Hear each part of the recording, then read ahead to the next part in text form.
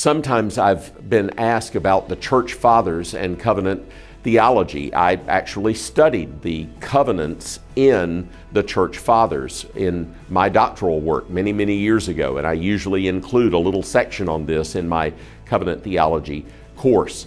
I was interested in that question too. That's why I actually picked up that topic of study, and I found several things. First of all, covenant theology was used by the church fathers to help instruct Christians in the Christian faith.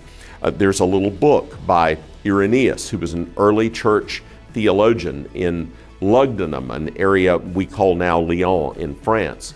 He wrote a book called Demonstration of the Apostolic Preaching, where he sketched out the covenants as a way of teaching early Christians biblical theology as they prepared to join themselves to the church.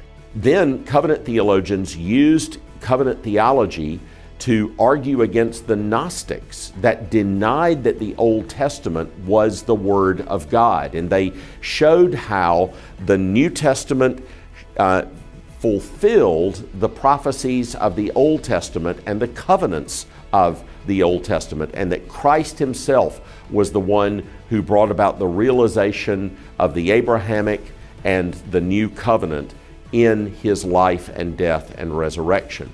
They also used covenant theology to show how the whole Bible held together.